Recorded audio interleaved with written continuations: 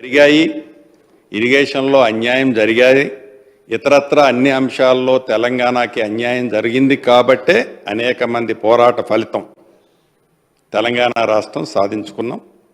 ఈ సాధించుకున్న తెలంగాణ రాష్ట్రంలో ఈ 10 సంవత్సరాలు అటు గోదావరి పరివాహక ప్రాంతాలు, గోదావరి మీద ఉన్న బ్యారేజీలు, రిజర్వాయర్లు కానివ్వండి, ఇటు కృష్ణా పరివాహక ప్రాంతంలో ఉన్న బ్యారేజీలు, రిజర్వాయర్లు కానివ్వండి, వీటన్నిటినీ మ్యాక్సిమం లిఫ్ట్ ద్వారానే గత ప్రభుత్వం వాటిని ఏర్పాటు చేయటం జరిగింది. ప్రధానంగా ఈనాడు అసలు ప్రధానమైన అంశం మేడిగడ్డ మీద డ్యామేజీ. మేడిగడ్డ అంటే కాళేశ్వరం అంటే ఒక్క మేడిగడ్డేనా అనేది వారు లేవనెత్తే అంశం. ఒక్క మేడిగడ్డే కాదు, కాళేశ్వరం అంటే వారు చెప్పినట్టు వందలాది కిలోమీటర్ కాలువలు, టర్నల్స్, పంప్ హౌజెస్, ఇతరత్ర రిజర్వాయర్లు ఉన్నమాట వాస్తవం. ఇందాక హరీష్ రావు గారు పెద్దలు చెప్తూ ఈ కాళేశ్వరం మీద గత ప్రభుత్వం ప్రాణహిత చేవెల్లో 14 టీఎంసీల కెపాసిటీ రిజర్వాయర్ ఉంటే ఆనాడు సిడబ్ల్యూసి ఏదైతే గైడ్ చేసిందో దాని ప్రకారం 140 టీఎంసీల రిజర్వాయర్లు మేము ఏర్పాటు చేశామని చెప్పారు. డెఫినెట్గా అది మంచి కార్యక్రమే. దాంతోపాటుగా ఏదైతే పాలమూరు, రంగారెడ్డిలో కూడా రిజర్వాయర్లు ఏర్పాటు చేశారు.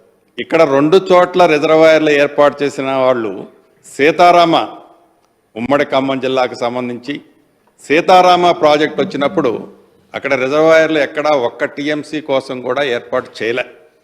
మరి ఇక్కడ 2 చోట్ల చేయాలి, లేకుంటే సిడబ్ల్యూసి కమిటీ నిర్ణయించింది అనే అంశాన్ని సీతారామ ప్రాజెక్టులో మిస్ అయ్యారనేది వారికి ఒకసారి ఈ వేదిక ద్వారా గుర్తు చేస్తుంది.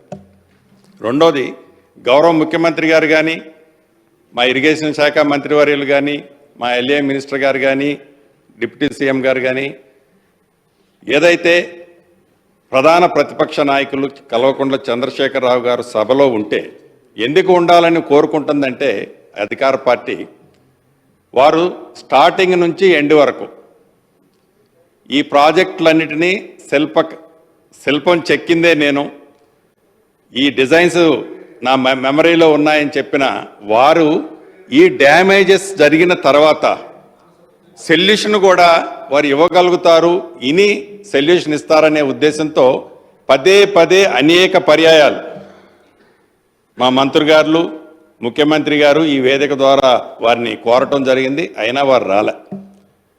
ఇక్కడ ప్రధానంగా మనం గమనించాల్సింది ఏదైతే ఈ కాళేశ్వరం ప్రాజెక్టు ఓపెన్ అయ్యే నాడు ఆనాటి ముఖ్యమంత్రి కల్వకుంట్ల చంద్రశేఖరరావు గారితో పాటు ఇంకిద్దరు ముఖ్యమంత్రులు హాజరయ్యారు. ఈ హాజరైన ఆ వేదిక సాక్షిగా ఆనాడు చంద్రశేఖరరావు గారు అన్న వర్డ్స్ ఏంటంటే, ఇది ఒక దేవాలయం లాంటి ప్రాజెక్టు, ప్రపంచంలోనే అద్భుతంగా కట్టిన ప్రాజెక్టు, చాలా బ్రహ్మాండంగా కట్టాము అని ఆ రోజు అన్నారు. మంచిది. ఇదే కల్వకుంట్ల చంద్రశేఖరరావు గారు 4-5 రోజుల క్రితం నల్లగొండ వెళ్ళినప్పుడు వాళ్ళకి పని బాట లేదు, బొందలగడ్డకు పోయారు అన్నారు. ఆనాడు దేవాలయమైన మేడిగడ్డ, ఈనాడు అధికార పార్టీ ఏదైతే ప్రత్యక్షంగా డ్యామేజ్ అయిన ప్రాంతాన్ని చూడటానికి పోయినప్పుడు అది బొందలగడ్డ ఎలా అయిందో వారు ఒక్కసారి ఆత్మ పరిశీలన చేసుకోవాల్సిన అవసరం ఉంది. మీరు చేసిన దాన్ని, మీరు ఏదైతే తప్పు జరిగింది అది మేడిగడ్డ వల్ల జరిగింది, మీరు ఆతృతలో జరిగిందా, మీ పర్సనల్ ఇంట్రెస్ట్ ఏముంది దాంట్లో నేను బోటల్లా. అయితే ఇందాక గౌరవ ముఖ్యమంత్రి గారు చెప్పారు ఏదైతే గత ప్రభుత్వం తెలంగాణ ఏర్పడిన తర్వాత మొట్టమొదటిసారిగా ఆనాడు రిటైర్డ్ అయిన ఇంజనీర్లతో ఒక కమిటీ వేసి ఆ కమిటీ రిపోర్టుని అసెంబ్లీ సాక్షిగా తెలంగాణ ప్రజలకి పూర్తిగా వివరించారు. ఆ వివరించిన దాంట్లో భాగంగా అది అయిన తర్వాత దాని మీద ఈ 3 బ్యారేజీలకు సంబంధించింది ఆనాడు ఇంజనీర్స్ కమిటీ 3 బ్యారేజీలకు సంబంధించిన ఒక నివేదికలు అంటే ఎస్టిమేట్స్ ప్రిపేర్ చేశారు. ఇదైనా కొద్ది రోజులకే ప్రగతి భవన్లో సీఎం గారి సమక్షంలో అప్పుడు హరీష్ రావు గారు మంత్రి, ఇరిగేషన్ మంత్రి గారు, అదే రకంగా ప్రశాంత్ రెడ్డి గారు, ఈ పల్లా రాజేష్ రెడ్డి గారు పేర్లన్నీ దీంట్లో ఉన్నాయి. ఇవి మీకు సభకి మీరు డెఫినెట్గా ఇది కూడా రికార్డులో చేయాల్సిన అవసరం ఉంది. అంటే వారి ఆతృత, ఈ మినిట్స్లో కనిపిస్తున్న ఆతృత, వారి కంగారు, ఎంత తొందరగా కట్టాలి, ఎంత తొందరగా కట్టి ఆతృతే తప్ప ఈ ప్రాజెక్టు సస్టైనబిలిటీ ఎంత ఉంటుంది అనేది డెఫినెట్గా మిస్ అయ్యారన్నది ఈ సభ ద్వారా వారికి తెలియజేయదలుచుకున్నాను. దీంట్లో రెండో అంశం, ఇందాక మాజీ మంత్రివర్యులు హరీష్ రావు గారు చెప్తూ మహారాష్ట్రకు సంబంధించిన దాంట్లో గత ప్రభుత్వం అంటే కాంగ్రెస్ ప్రభుత్వంలో లెవెల్ 152 దగ్గర రిక్వెస్ట్ ఆనాడు ఉండే. ఈ 152ని 148కి మేము వాళ్ళు 148కి ఫ్రమ్ ది బిగినింగ్ నుంచి ఎప్పుడైతే ఆనాడు ఉమ్మడి ఆంధ్రప్రదేశ్లో ప్రాణేత చేవల్ల కట్టాలి అని అన్నప్పుడు 148లో మీరు కట్టుకోండి అనేది వాళ్ళు మొదటి నుంచి చెప్తున్నారు. దాన్ని మేమేదో సాధించినా మీరు ఏం సాధించారు అని పెద్దలు హరీష్ రావు గారు ఈ వేదిక మీద ఇందాక వారు సంబోధించారు. మనం కొత్తగా సాధించింది ఏమీ లేదు. ఆనాడు మహారాష్ట్ర ప్రభుత్వం 148 కట్టడానికి వాళ్ళే అంగీకరించారన్నది కూడా వారు గమనించాల్సిన అవసరం ఉంది. దాన్ని ప్రత్యేకంగా మీరు సాధించింది లేదు. నిజంగా ఆ రోజు కాంగ్రెస్ ప్రభుత్వం దాన్ని యాక్సెప్ట్ చేసి ఉంటే ఆ రోజే అది కంప్లీట్ అయ్యేది. 142 నాట్ 152, 138కి 148, 152, 148 ఈ 148 అనేది ఆ రోజే యాక్సెప్ట్ అనేది ఈ సభ ద్వారా మాజీ మంత్రివర్యులు హరీష్ రావు గారు గమనించాలనేది రెండో పాయింట్. మూడోది, ఏదైతే ఈ కాళేశ్వరం కానివ్వండి, ఈ కాళేశ్వరంలో 3 బ్యారేజీలు పదే పదే మొన్న నల్గొండ సభలో కల్వకుంట్ల చంద్రశేఖరరావు గారు ఈనాటి ఉన్న ప్రభుత్వంలో ఉన్న పెద్దల దద్దమ్మలు అదే నేను ఉండుంటే నీళ్లు ఇచ్చేవాడిని, గోదావరి నీళ్లు డ్యామేజ్ అయినా కూడా గోదావరి నీళ్లు లిఫ్ట్ చేసి సస్యశ్యామలంగా నీళ్ళు ఇచ్చేవనేది ఆ వేదిక సాక్షిగా వారు చెప్పారు. వారిని ఈ వేదిక ద్వారా త్రూ హరీష్ రావు గారి ద్వారా ఒకటే మీ ద్వారా చెప్తున్నాను.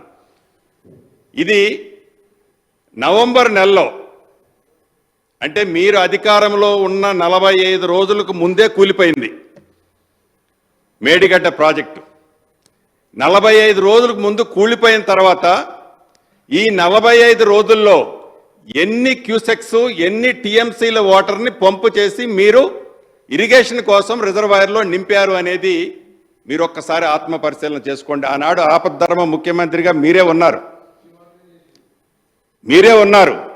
కనీసం ఒక్క టీఎంసీ వాటర్నైనా రివర్స్ పంపించి ఈనాడు మీరు నేనున్నట్టయితే సస్యశ్యామలంగా నీరు ఇచ్చేవాడిని, రెండో పంటకు నీళ్ళు ఇచ్చేవాడిని అని చెప్తున్నారు.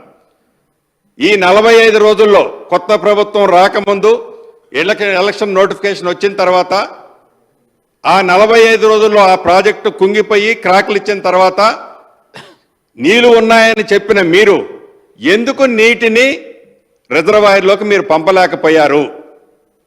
అంటే కొత్త ప్రభుత్వం వచ్చిన ఈ 60 రోజులు 70 రోజుల్లో ఈ ప్రభుత్వం మీద పదే పదే మీరు విమర్శలు చేసే పరిస్థితి ఈనాడు మీకు లేదు.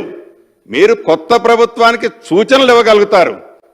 10 సంవత్సరాల క్రితం ఉన్న ఉమ్మడి ఆంధ్రప్రదేశ్లో ఉన్న ఆనాటి కాంగ్రెస్ ప్రభుత్వంలో ఉన్న అంశాలని పదే పదే ఆనాడు ఉమ్మడి ఆంధ్రప్రదేశ్లో తెలంగాణ రాష్ట్రానికి అన్యాయం జరిగిందని కాబట్టి తెలంగాణ రాష్ట్రం వచ్చిన తర్వాత మనందరం కొత్త జీవితాన్ని ప్రారంభించాం.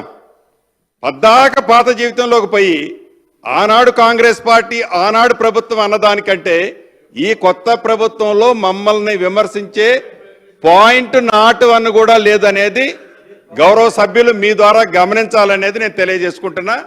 ఇక ఏదైతే ఈ రిజర్వాయర్లు బ్యారేజీలు ఉన్నాయో అది మేడిగడ్డ కానీ ఇతరత్ర బ్యారేజీలు ఎస్టిమేట్ మీరు ఒకటి చేశారు. ఎస్టిమేట్ చేసిన తర్వాత ఆ estimate cut off wall upstream కానీ downstream cut off wall కానీ ఆనాడు మీరు కటాఫ్ వాల్ ఆర్సీసీ కాంక్రీట్ వాల్తో చేశారు.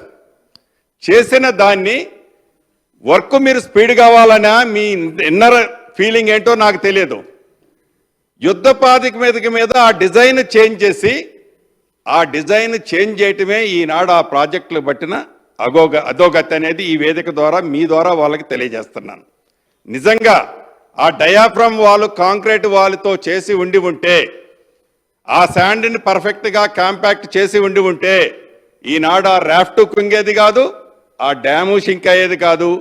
ఈనాడు తెలంగాణ ప్రజల ఈ వేలాది కోట్ల డబ్బు దుర్వినియోగం అయ్యేది కాదనేది ఈ సభ ద్వారా మీకు తెలియజేస్తూ, చివరగా నేను చెప్పేది యుద్ధ ప్రాతిపదిక మీద ఇదొక్కటే కాదు, ఇదొక్క డ్యామే కాదు, మిగతా ఉన్న అన్ని డ్యాములో ఈ 3 పిల్లర్లే కాదు. ఇందాక ఉత్తమ్ కుమార్ రెడ్డి గారు ఇరిగేషన్ మంత్రి గారు చెప్తున్నట్టు 2వ డ్యామ్లో సీపేజ్ మొదలైంది, 3వ డ్యామ్లో కూడా బుడగలు వస్తున్నాయి. ఈ 3 పిల్లర్లే కాదు సేమ్ సిస్టమ్. ఈ 3 పిల్లర్లు అన్నది డ్యామ్కి ఒక ఎడ్జ్లో జరిగిన డ్యామేజ్. ఇప్పుడు సెంటర్లో అటుపక్క ఎప్పుడో అడుగున్నర కుంగింది. ఆ అడుగున్నర కుంగిన తర్వాతనే మహారాష్ట్ర సైడ్ అడుగున్నర కుంగిన తర్వాతనే దాని మీద ట్రాఫిక్ని మీరు బంద్ చేశారు. అప్పుడు మీ ప్రభుత్వం చాలా పర్ఫెక్ట్గా ఉంది. ఆనాడే మీరు శ్రద్ధ తీసుకొని ఉంటే మొన్న ఇది డ్యామేజ్ జరిగి ఉండేది కాదు. ఇప్పటికైనా దాన్ని పర్ఫెక్ట్గా కొత్త ప్రభుత్వంలో మేము ఆతృతపడి ఏదో అడావుడి పడి తప్పులు చేయాలనే ఉద్దేశం ఈ ప్రభుత్వానికి లేదు. చిత్తశుద్ధితో గతంలో మీరు చేసిన దాన్ని నిజంగా మీరు ఒప్పుకుంటారా ఒప్పుకోకపోతారా అది మీ ఇష్టం. కానీ ప్రజలు గమనిస్తున్నారు. విజువల్స్ కనపడుతున్న దాన్ని కూడా మీరు అంగీకరించకపోవడం అనేది చాలా బాధాకరం. అంగీకరించిన దాన్ని కూడా మీరు ఆతృతతో కట్టారా, ఎవరు కట్టారు, ఎంతమంది కట్టారు, ఎట్లా కట్టారు, డిజైన్లు ఎందుకు మార్చారు, దీనికి కారకులు ఎవరు, ఎంతమంది సస్పెండ్ చేశారు, వరద వచ్చినప్పుడు ఎన్ని పంపులు మునిగిపోయినాయి, పంపులు మునిగిపోవటానికి కారణం ఏంటి, దాని మీద చర్యలు ఏం తీసుకున్నాము అనేది కూడా మనం గమనించాల్సిన అవసరం ఉంది.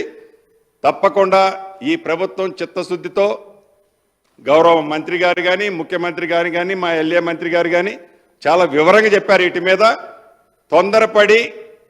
మీరు చేసిన తొందరపడి ఈ ప్రభుత్వం తప్పులు చేయాలని ఈ ప్రభుత్వానికి లేదు అనేది చాలా స్పష్టంగా మీ ద్వారా గౌరవ మంత్రివర్యకు తెలియజేస్తూ, నిజంగా కల్వకుంట్ల చంద్రశేఖరరావు గారు కూడా సభకు వచ్చి ఉంటే వారు అనుభవంతో ఏదైతే దాన్ని ఇన్డెప్త్గా ఆనాడు స్టడీ చేసి కట్టారో ఆ కట్టింది యువతల డిబేట్ ఈనాడు జరుగుతున్న తర్వాత ప్రత్యక్షంగా కనపడుతుంది. కాబట్టి ఆ కనపడ్డ దాన్ని ఎలా రెక్టిఫై చేయాలనో మంచి సూచనలు ఇచ్చి ఉంటే ఈ ప్రభుత్వం తప్పకుండా స్వీకరించి ఉండేది.